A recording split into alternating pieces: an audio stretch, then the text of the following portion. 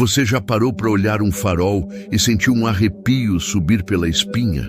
Essas torres solitárias, cravadas em penhascos esquecidos ou ilhas perdidas no meio do nada, parecem mais do que simples guias para navegantes. Elas guardam segredos, segredos que o mar sussurra, mas nunca explica. Hoje vou te contar 3 histórias reais e profundamente perturbadoras sobre faróis. São relatos que misturam o humano, o sobrenatural e o proibido. Histórias que vão te fazer questionar o que realmente se esconde na luz que corta a escuridão. Antes de mergulharmos nesse abismo, faça um favor a si mesmo. Clique no botão de inscrever e deixe seu like. Isso nos ajuda a trazer mais histórias que vão te manter acordado, com as luzes acesas até o amanhecer. Preparado? Então, apague as luzes. Porque o que vem a seguir não é para os fracos. Era o inverno de 1898, na costa selvagem de Newfoundland, Canadá. O farol de Pedra Negra erguia-se como uma sentinela solitária sobre um penhasco que desafiava o Atlântico. A torre, com seus 112 degraus de pedra fria, era operada por um único homem, Elias Morrow, um ex-marinheiro de 52 anos, de rosto marcado pelo sal e olhos que pareciam enxergar além do horizonte. Elias era um homem de poucas palavras, conhecido por sua solidão. Os pescadores locais contavam que ele tratava o farol como um velho amigo, sussurrando para a lâmpada de óleo enquanto a acendia, como se ela pudesse responder. Mas algo naquela torre começou a mudar Elias. Algo que ninguém, nem mesmo ele, poderia prever. Em novembro daquele ano, um navio de suprimentos aportou na ilha. O farol estava apagado. Algo impensável para um guardião como Elias. O capitão do navio, Thomas Reed, subiu os degraus da torre, cada passo ecoando no silêncio opressivo. O vento gelado cortava como facas, e a porta do farol estava entreaberta, rangendo lentamente. Dentro, o ar cheirava a sal e algo mais, algo metálico, como sangue velho. Não havia sinal de Elias. A lâmpada do farol estava intacta, mas o óleo que a alimentava havia sido derramado pelo chão, formando poças escuras que refletiam a luz fraca da lanterna de Thomas. Sobre a mesa da pequena cozinha, um diário aberto exibia uma frase escrita com letras tortuosas, como se a mão que a escreveu tremesse de medo. Ela canta para mim todas as noites, e eu não consigo mais parar de ouvir. Elias nunca foi encontrado. Seu desaparecimento poderia ter sido apenas mais uma tragédia do mar, mas o que veio depois transformou o farol de Pedra Negra em lenda. Pescadores começaram a relatar coisas estranhas. Nas noites de tempestade, quando o mar rugia e o vento uivava, uma luz fraca brilhava do topo do farol apagado. Não era a luz quente da lâmpada de óleo, mas um brilho esverdeado, pulsante, como o coração de algo vivo. E com ele vinha um som, um cântico baixo, melódico, mas profundamente perturbador. Era a voz de uma mulher, dizem, chamando, implorando para que alguém subisse ao farol. Os mais velhos da vila alertavam: não olhe para a luz, não escute o canto. Em 1901, um jovem pescador chamado Samuel decidiu desafiar as histórias. Ele era corajoso, ou talvez apenas jovem demais para temer o desconhecido. Numa noite sem lua, armado apenas com uma lanterna e sua Bíblia, ele subiu ao farol. 3 dias depois, ele voltou à vila, mas não era mais o mesmo. Seus cabelos, antes negros, estavam brancos como a espuma do mar. Seus olhos, vidrados, pareciam fixos em algo que ninguém mais podia ver. Ele não falava, apenas tremia, apontando para o horizonte. No bolso de sua jaqueta, encontraram um pedaço de papel amassado com as palavras rabiscadas. Ela está na luz, ela vê tudo. Samuel morreu semanas depois, sem nunca revelar o que encontrou. O farol de Pedra Negra foi abandonado logo após o incidente. Mas até hoje, marinheiros dizem que o cântico ainda ecoa em noites de tempestade. Alguns juram que, se você olhar diretamente para o brilho esverdeado, verá uma figura na janela do farol. Uma mulher de cabelos longos, com olhos que brilham como o próprio mar. Quem ela é? Alguns acreditam que é um espírito preso à ilha. Outros dizem que Elias descobriu algo no farol que não deveria. Talvez ele tenha ouvido demais. Talvez tenha respondido ao chamado. Como disse H.P. Lovecraft, o medo mais antigo e mais forte da humanidade é o medo do desconhecido. O que Elias encontrou naquela torre permanece um mistério. Mas uma coisa é certa, o farol de Pedra Negra não é apenas um lugar. É um segredo que o mar guarda com ciúmes. E ele não gosta de ser desafiado.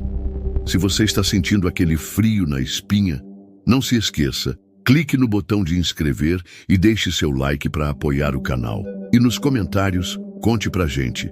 Você teria coragem de subir até o topo de um farol como esse? Vamos para a próxima história. Se você estiver pronto para ir mais fundo, na década de 1970, na costa do Oregon, EUA, o farol de Cabo Desespero era um lugar temido pelos marinheiros. Apelidado de o Farol dos Perdidos, ele ficava em uma das áreas mais traiçoeiras do Pacífico, onde correntes engoliam navios inteiros e o nevoeiro parecia vivo, engolindo tudo em seu caminho. Em 1974, esse farol se tornou o cenário de uma história que ainda faz os moradores locais sussurrarem, com medo de falar alto demais. O farol era operado por um casal, Margaret e Henry Walsh, ambos na casa dos 40 anos. Eles se mudaram para lá em busca de paz, fugindo da agitação da cidade. Margaret era uma mulher reservada, que passava horas pintando o mar ao entardecer, capturando os tons de vermelho e cinza em suas telas. Henry, por outro lado, era fascinado por rádios, sempre sintonizando sinais distantes em seu equipamento antigo, como se procurasse algo além do horizonte. No começo, eles pareciam felizes, mas o isolamento do farol começou a pesar, como uma sombra que cresce lentamente. Em uma noite de outubro, durante uma tempestade que fazia as janelas do farol estremecerem, Henry captou um sinal estranho em seu rádio. Era uma voz abafada, falando em uma língua que ele não reconhecia. O som vinha e ia, como se fosse carregado pelo vento. Margaret, que estava pintando na sala ao lado, começou a ouvir a mesma voz, mas não pelo rádio. Ela dizia que vinha do mar, como se as ondas sussurrassem seu nome. Nos dias seguintes, o casal mudou. Margaret ficava horas olhando para o horizonte, murmurando para si mesma. Henry, obcecado, passava noites ajustando o rádio, tentando captar o sinal novamente. Eles começaram a brigar.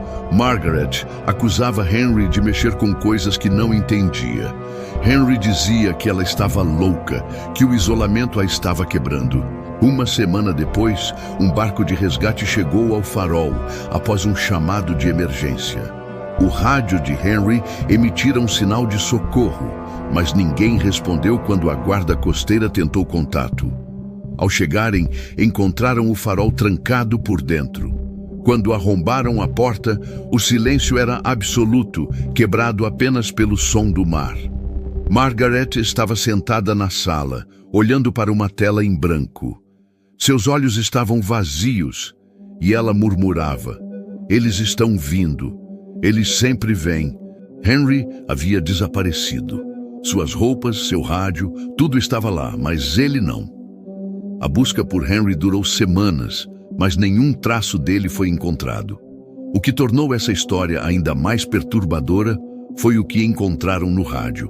Um técnico analisou o equipamento e descobriu que o sinal captado não vinha de nenhuma frequência conhecida.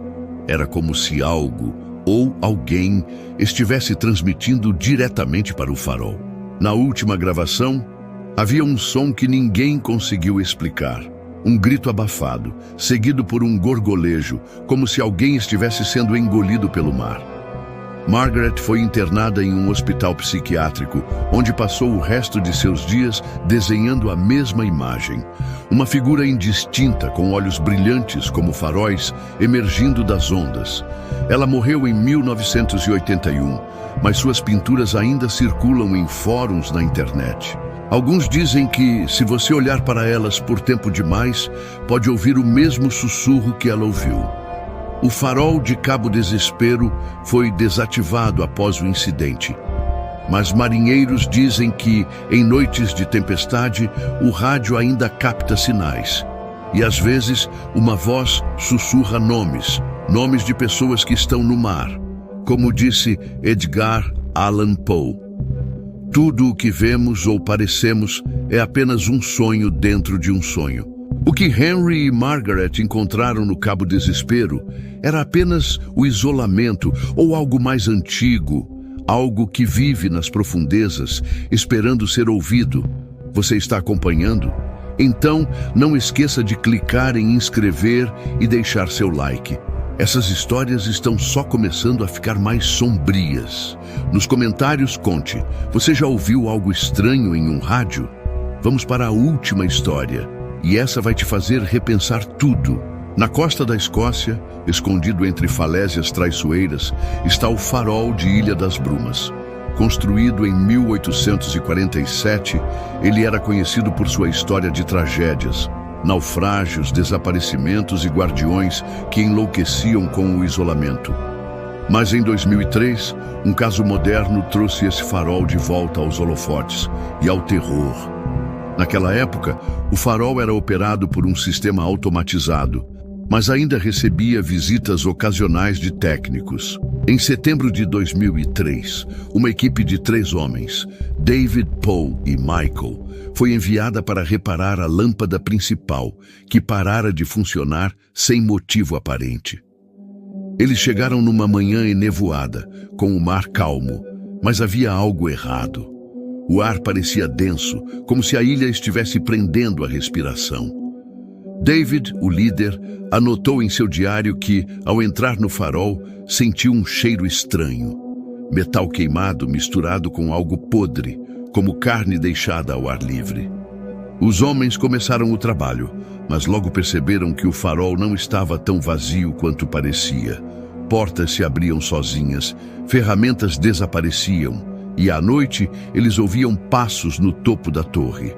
Paul, o mais jovem, dizia que via sombras se movendo na névoa, sempre fora do alcance da luz. Michael, o cético, ria e dizia que era o vento brincando com a mente deles. Mas, na terceira noite, tudo mudou.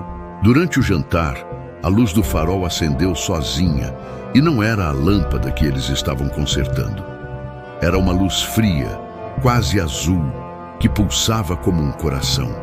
Com ela veio um som, um arranhar nas paredes da torre, como unhas raspando metal. Os homens subiram a escada em espiral, o coração disparado, mas o topo estava vazio. Na manhã seguinte, encontraram um gravador digital no quarto de David.